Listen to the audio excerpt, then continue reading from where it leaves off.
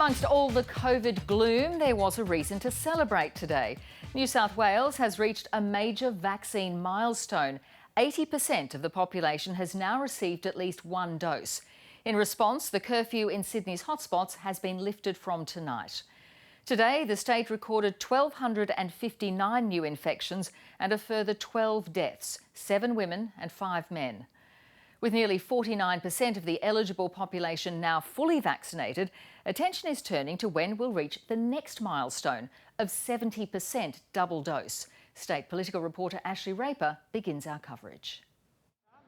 A step closer to a shot at freedom. Pleasingly today, our state hits the milestone of 80% first dose vaccination. An incredible milestone given the journey we've all been on. New South Wales's vaccination rate has been one of the few good things over the past 2.5 months. I think it's absolutely amazing. Yeah, it's the only way forward, and it's the only way that we can open back up and get back to some sort of normality. I think it's very important for moving out of lockdown. The lockdown in the hotspots is now a little less tough. The curfew has been scrapped. As a token of our appreciation for the fact that we reached that 80% milestone, the vaccination push continues, especially to reach those perhaps nervous to get it. I'm here today to encourage all women who are planning pregnancy, who are currently pregnant, and those who are breastfeeding to please get their COVID vaccines.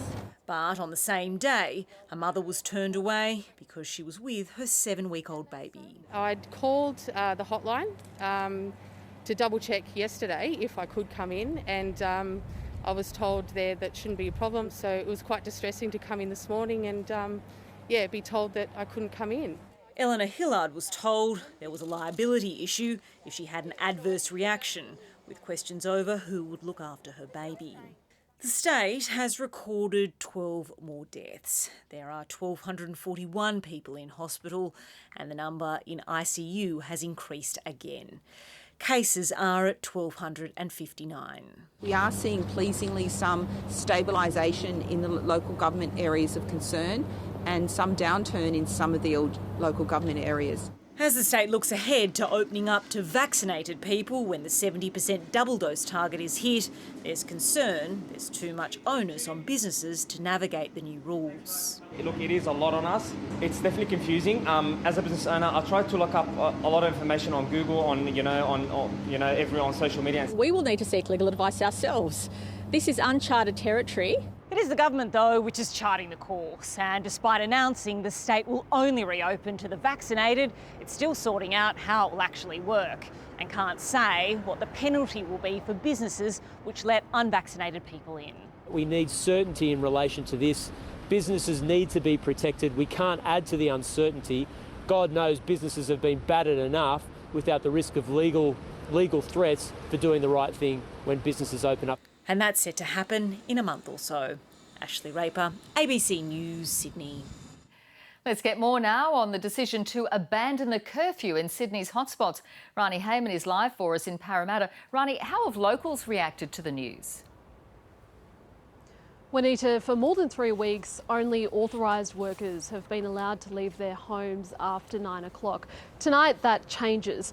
Many people here in the local government areas of concern have been strongly opposed to this curfew from the start. Some say it's unfair, unnecessary and even degrading.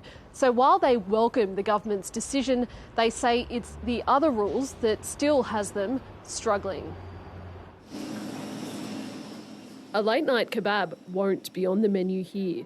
This Turkish restaurant will still close at 9 p.m. despite the curfew lifting. Lockdown means it can't afford to stay open late. All other shops all closed, but we are family business. My wife and me, we're working 7 days. Residents too say the change makes no difference to the hardships they're facing. 1 minute past 9, I will come outside and I will say I'm free. I'm not. I am not. I feel trapped. It's still the same because everything is still closed. You know what I mean? Like you can't really do anything, like can't really sit down at restaurants, cafes are closed, shops are closed.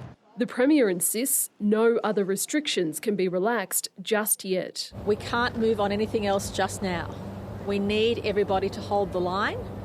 Please make sure that if you do live in those local government areas of concern that you'll stick to every other rule that's in place. Subhash Kumar has been doing just that. I don't know how it's going to work now. We will see tonight. He says he doesn't know how much more he can take. I'm trying, not to lose a hope, but, at some stage, you gotta pay the rent. The curfew was abolished a day after the Premier met the mayors of Sydney's hotspots. I think we felt pretty excluded up till yesterday, and it's really was good to be at the table. And it's obviously good to have a result, but there will be a need for financial repair. I don't know how many people really want to circulate after 9 p.m, but we don't want to feel that we're going to get arrested if we go and buy a cornetto at the local service station.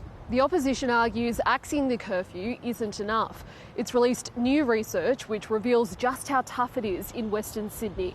The study shows small businesses here have suffered a 35% drop in sales. Elsewhere in the city, they've actually gone up by 3%. The people of Western Sydney, by and large, can't work from a home office or study to get the job done. They work in retail, construction, transport. They are the lifeblood of Sydney. A lifeblood that needs reviving. Rani Hayman, ABC News, Sydney. There's growing pressure for all New South Wales health workers to be vaccinated before the end of the month. After that, it becomes mandatory for those staff. Kathleen Calderwood joins us now from the Olympic Park Hub. Kathleen, there's a lot of work to do in the next fortnight. Juanita, the latest statistics show that while 80% of New South Wales health staff are fully vaccinated, there's still at least 13,000 of them who are yet to receive their first shot. There's only 2 weeks to go before it becomes mandatory for health workers to have had at least one dose of a COVID vaccine. Uptake is increasing, but there's fears that if thousands fail to meet those requirements before the September 30 cutoff, there could be staff shortages in October when demand on hospitals and ICU wards is expected to increase. There's a COVID alert on board a foreign cargo ship after half its crew tested positive off the coast near Newcastle. The ship is now heading to Port Kembla, where the 11 positive crew will be treated while the ship is cleaned. In other parts of the state, the Murrumbidgee Local Health District has reported 2 infections in the Albury area, the first cases in the region in more than 12 months.